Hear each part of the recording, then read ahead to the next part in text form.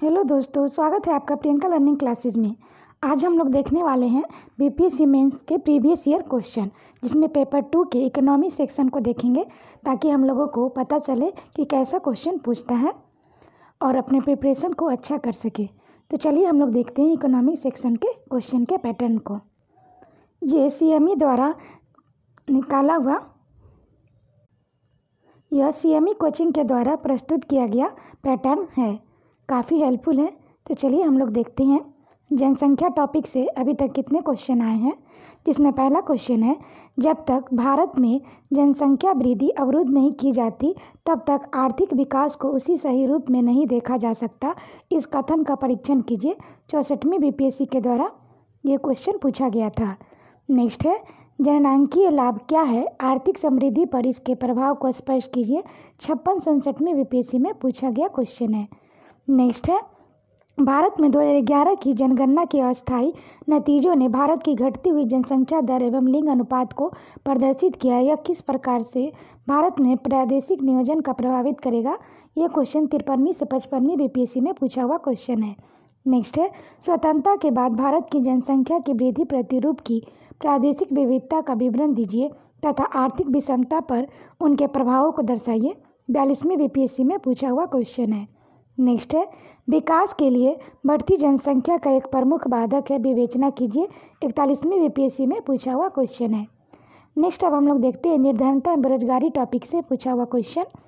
तो पहला क्वेश्चन है, भारत में दीर्घकालीन रोजगार नीति का मुख्य मुद्दा रोजगार प्रदान करना नहीं वरन श्रम शक्ति की रोजगार क्षमता को बढ़ाना है। इस कथन का विवेचन गुणवत्तापूर्ण शिक्षण और प्रशिक्षण के मार्फत ज्ञान व दक्षता के विकास के लिए विशेष संदर्भ में कीजिए।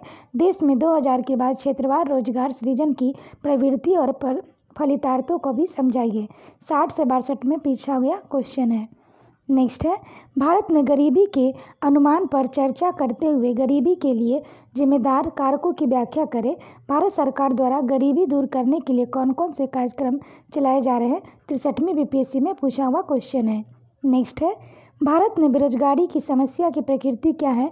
क्या आप सोचते हैं कि राष्ट्रीय रोजगार गारंटी अधिनियम ग्रामीण निर्धनों की निर्धनता एवं बेरोजगारी की समस्या का हल कर सकेगा। 46वीं BPSC में पूछा हुआ क्वेश्चन है। नेक्स्ट है, आप कहाँ तक सहमत है कि जनसंख्या का अधिक घनत्व भारत की गरीबी का मुख्य कारण है। 48वीं से 52वीं में पूछा हुआ क्वेश्चन है। नेक्स्ट है, राष्ट्रीय रोजगार गारंटी योजना पर टिप्पणी लिखिए। 48वीं से 52वीं BPSC में पूछा हुआ क्वेश्चन है। नेक्स्ट है, निर्धनता मानव जीवन के मूलभूत आवश्यकताओं से वंचित रहने वाला मामला है, समझाइए एवं इसे कम करने का उपाय सुझाइए। 47वीं BPSC में पूछा हुआ ये क्वेश्चन है। नेक्स्ट क्वेश्चन देखते हैं, प्राकृतिक विपदाएं बिहार में निर्धनता का प्रमुख कारण है। क्या आप इस कथन से सहमत है, इस पर विचार कीजिए। 47वीं BPSC में पूछा हुआ ये क्वेश्चन है। नेक्स्ट है, निर्धनता की धारणा से आप से क्या है। निर्धनता की गहनता व भारत में शुरू किए गए विभिन्न निर्धनता उन्मूलन का कार्यक्रम समझाइए। 44वीं BPSC में पूछा हुआ क्वेश्चन है। नेक्स्ट टॉपिक देखते हैं, आर्थिक नियोजन एवं विकास कार्यक्रम। इस टॉपिक से पूछा हुआ क्वेश्चन है। पहला, भारत में आर्थिक सुधारों के बाद काल में आर्थिक नियोजन की प्रासंगिकता की विवेचना कीजिए। इस संदर्भ में समझाइए कि किस प्रकार राज्य और बाजार देश के आर्थिक विकास में एक सकारात्मक भूमिका निभा सकते हैं। 65वीं BPSC में पूछा हुआ क्वेश्चन है। नेक्स्ट है, बिहार के तीव्र आर्थिक विकास में मुख्य बाधाएं क्या हैं, इन बाधाओं को किस प्रकार दूर किया जा सकता है। 65वीं BPSC में पूछा हुआ क्वेश्चन है। नेक्स्ट है, बिहार के तीव्र आर्थिक विकास के मुख्य बाधाएं क्या हैं, इन बाधाओं को किस प्रकार दूर किया जा सकता है। 64वीं BPSC में ये क्वेश्चन आया है। नेक्स्ट क्वेश्चन है, भारतीय आर्थिक नियोजन का मुख्य उपलब्धियों का मूल्यांकन कीजिए।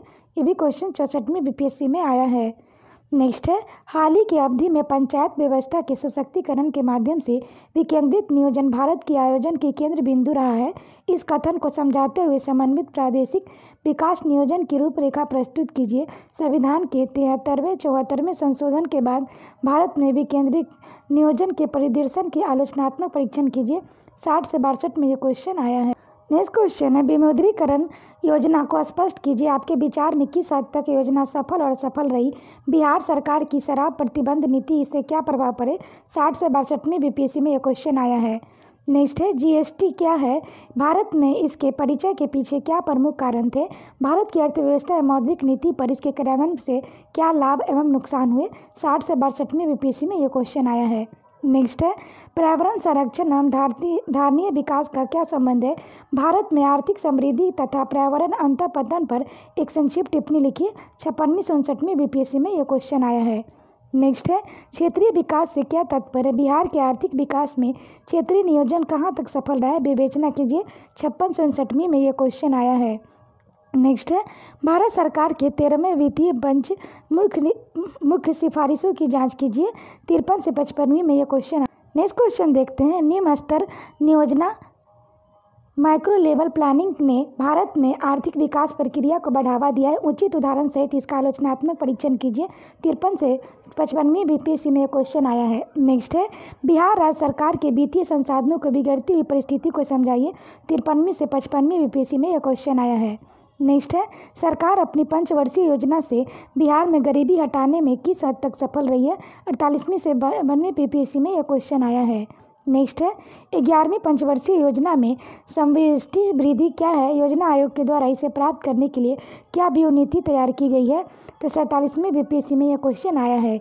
नेक्स्ट है 10वीं पंचवर्षीय योजना के आधारभूत उद्देश्य क्या है, इस उद्देश्यों को प्राप्त करने के लिए सरकार द्वारा बनाई गई व्यूह नीति का के समझाइए। 46वीं बीपीएससी में यह क्वेश्चन आया है।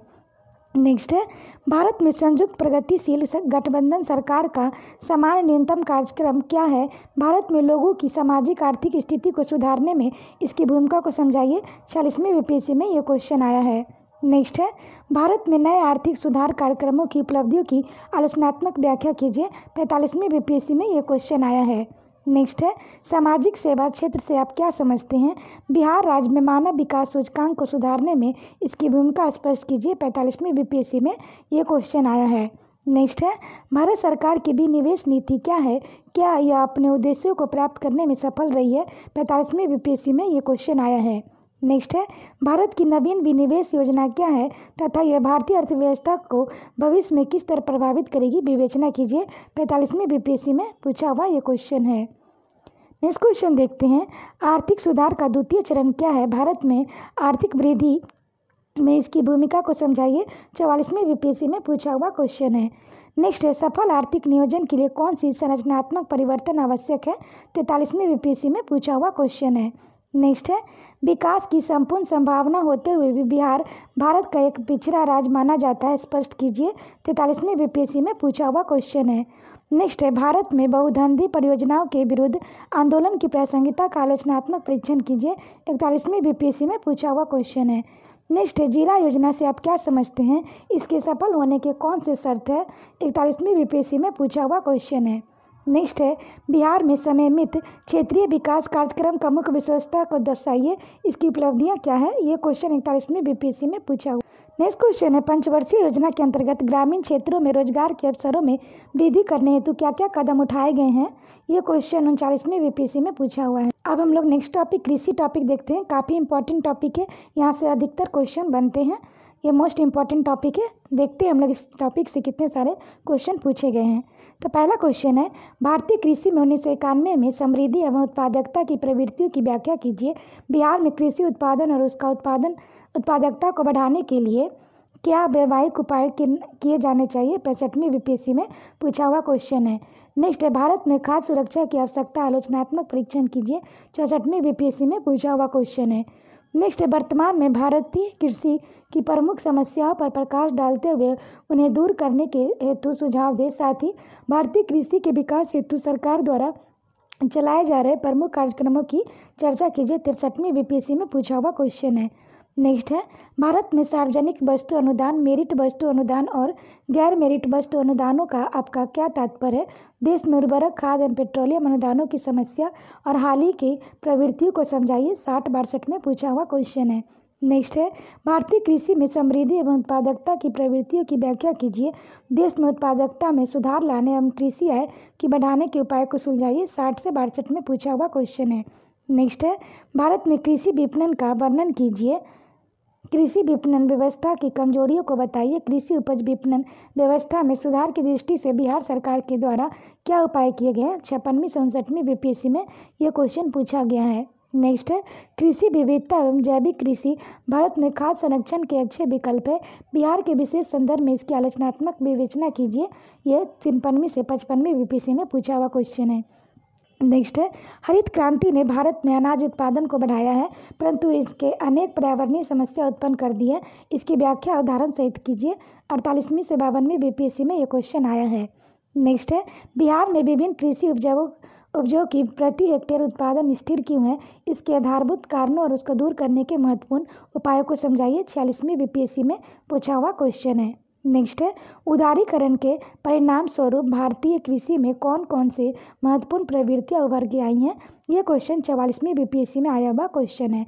नेक्स्ट है स्वतंत्रता के बाद भारतीय कृषि की मुख्य प्रवृत्तियों की विवेचना करें। 41वीं बीपीएससी में पूछा हुआ क्वेश्चन है। नेक्स्ट है बिहार अपनी घरेलू कृषि तथा औद्योगिक संबंधी आवश्यकताओं के लिए जल संसाधनों का उपयोग युक्तिसंगत ढंग से नहीं कर रहा है। समीक्षा कीजिए। 39वीं बीपीएससी में पूछा हुआ क्वेश्चन है। अब नेक्स्ट टॉपिक हम लोग उद्योग टॉपिक देखते हैं। इससे रिलेटेड जितने सारे क्वेश्चन पूछे गए हैं उसे देखते हैं। पहला है सूक्ष्म लघु एवं मध्यम उपक्रमों की नई परिभाषा बताइए। भारत में औद्योगिक वृद्धि की गति की तीव्र करने और आत्मनिर्भर भारत अभियान की समस्या सफलता को सुनिश्चित करने में इनके उपक्रमों की भूमिका का आलोचनात्मक मूल्यांकन कीजिए। 65वीं बीपीएससी में यह क्वेश्चन पूछा गया है।